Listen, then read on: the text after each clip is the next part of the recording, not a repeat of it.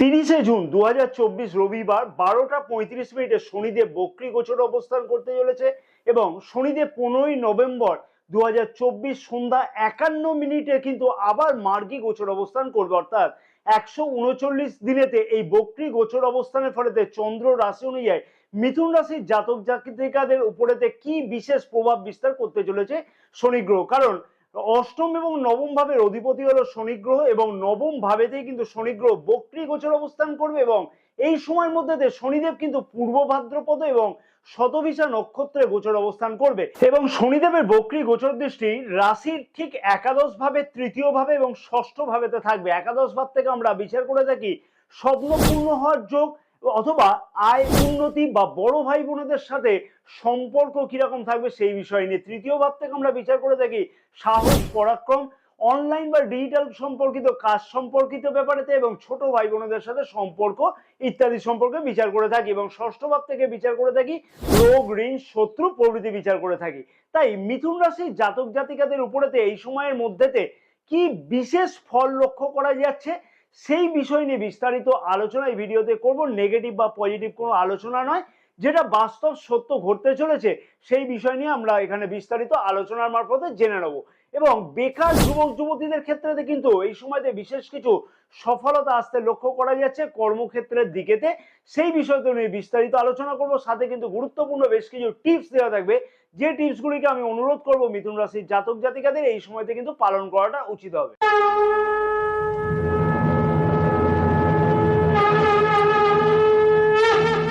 নমস্কার প্রিয় দর্শক বন্ধুগণ, আমি শ্রী পরাশর তোমাদের সকলকে জানাই সাদর অভ্যর্থনা তোমাদের এই প্রিয় channel the direction of destiny. আশা করছি প্রিয় দর্শক বন্ধুগণ সকলে তোমরা বেশ ভালোই আছো। ভিডিও শুরুর পূর্বে ছোট্ট একটি অনুরোধ করবো প্রিয় দর্শক বন্ধুগণকে, যাদের এই চ্যানেলটা এখনো পর্যন্ত সাবস্ক্রাইব করা হয়নি তাদেরকে অনুরোধ করলাম চ্যানেলটাকে সাবস্ক্রাইব করে রাখবার জন্য, এবং যারা অলরেডি চ্যানেলটাকে সাবস্ক্রাইব করে রেখেছেন তাদেরকে আমি অনেক অনেক ধন্যবাদ জানাই।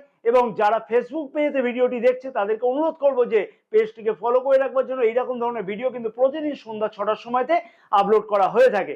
এবং যে সকল জাতক জাতিকার নিজের রাশি সম্পর্কে জানা নেই, নামের প্রথম অক্ষর অনুযায়ী কিভাবে নিজের রাশি জানা যায় সেই সম্পর্কে একটি ভিডিও প্লেলিস্ট কিন্তু এই ভিডিওর এন্ড স্ক্রিনেতে দেওয়া আছে, পারলে সেই ভিডিওগুলিকে দেখে কিন্তু নিজের রাশি সম্পর্কে জানা সম্ভব হবে। প্রথমেই বলে রাখি যে অনেকের মতেতে বা অনেকের মনেতে কিন্তু বিশেষ কিছু ভুল ধারণা আছে, যেটা হচ্ছে কোনো গ্রহ বক্রী হওয়া মানে সেই গ্রহ উল্টো চলতে থাকে। প্রিয় দর্শক বন্ধুগণের উদ্দেশ্যে জানাবো যে কোনো গ্রহই কিন্তু উল্টো চলে না। বক্রী মানে হচ্ছে প্রতিটা গ্রহই কিন্তু আমাদের সৌরমণ্ডলের সূর্যকে একটি নির্দিষ্ট সময়তে প্রদক্ষিণ করে থাকে এবং প্রতিটি গ্রহই কিন্তু একটি নির্দিষ্ট সময়তে এক রাশি থেকে আরেকটি রাশিতে প্রবেশ করে থাকে। সেই প্রবেশ ফলকে কিন্তু আমরা কি বলে থাকি না, গোচর অবস্থান বা গোচর পরিবর্তন।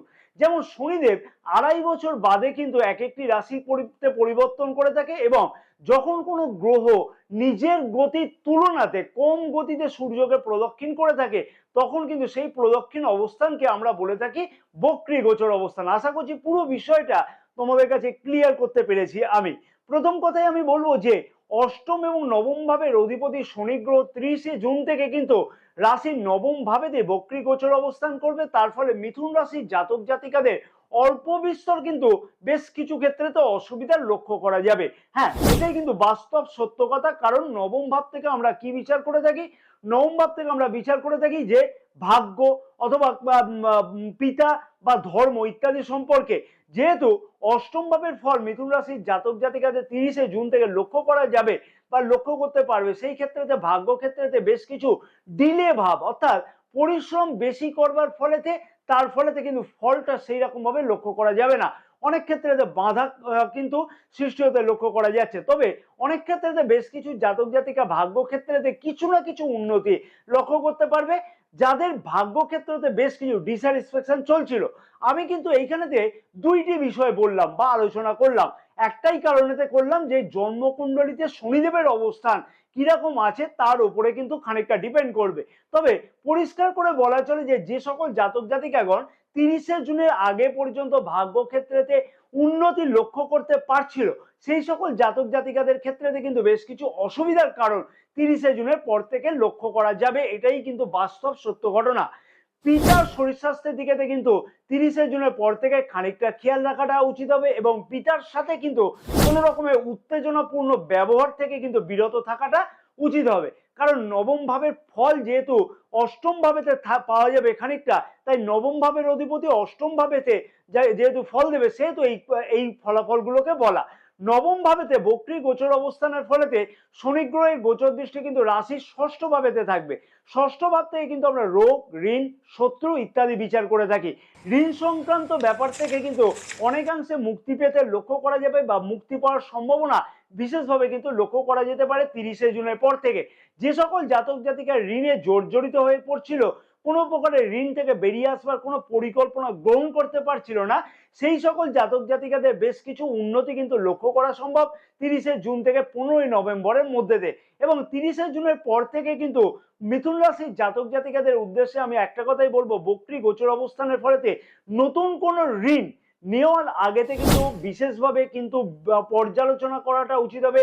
একান্তভাবে অনুরোধ করব যে নিজের জন্মকুণ্ডলিতে শনিদেবের কি অবস্থান আছে না আছে তার উপরে বিচার করেই কিন্তু বড় কোনো ঋণ নেওয়ার পরিকল্পনা করাটা উচিত হবে।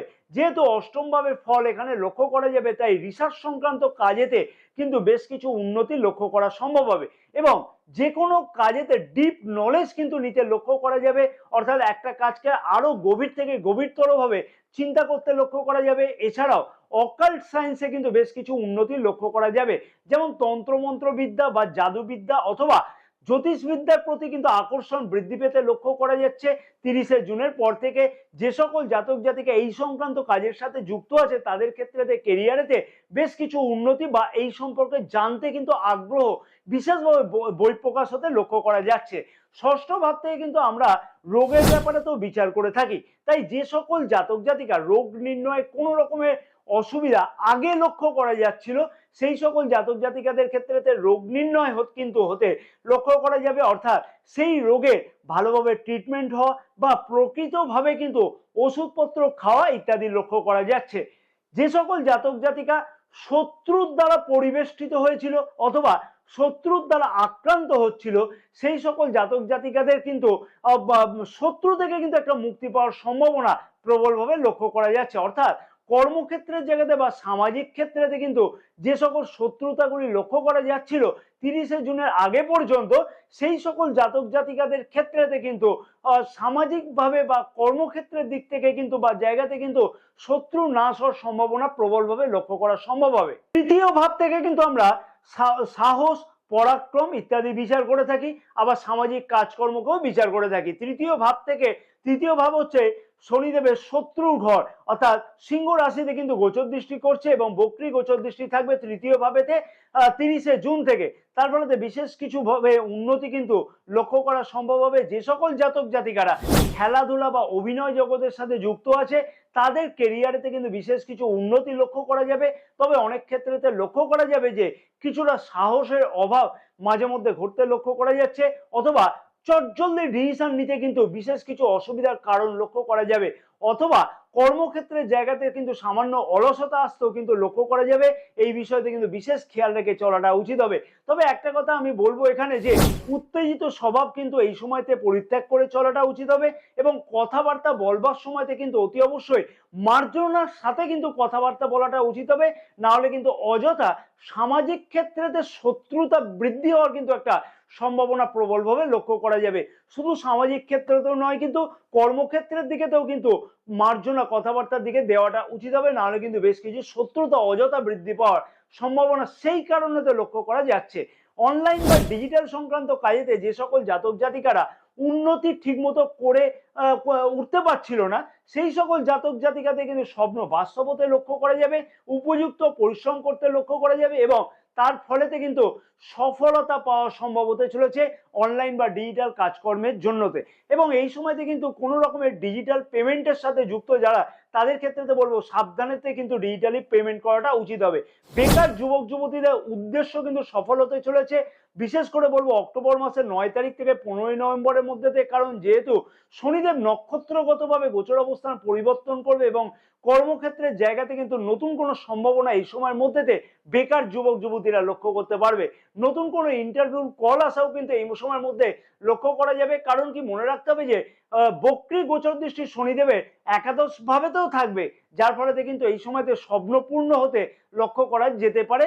এই ধরনের ছোট ভাই বোনেদের সাথে সম্পর্কের অবনতি যে সকল জাতক জাতিকারা অনেক ক্ষেত্রেতে লক্ষ্য করতে পারছিল বা লক্ষ্য করা যাচ্ছিল, সেই সকল জাতক জাতিকাদের ক্ষেত্রেতে কিন্তু অনেকাংশে দেখবে বিশেষ কিছু সম্পর্কের উন্নতি ছোট ভাই বোনেদের সাথে উন্নতি লক্ষ্য করা যাচ্ছে।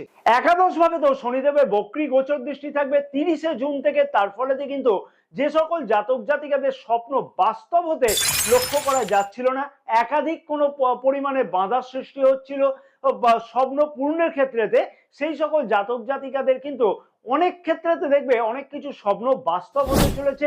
সেই স্বপ্ন কিন্তু পদোন্নতির ক্ষেত্রেতে হতে পারে, কর্মক্ষেত্রের জায়গাতে হতে পারে, অথবা কোনো ধরনের ক্রয় করবার ক্ষেত্রেতেও কিন্তু স্বপ্ন বাস্তব হওয়ার সম্ভাবনা প্রবলভাবে লক্ষ্য করা যাবে 30শে জুনের পর থেকে।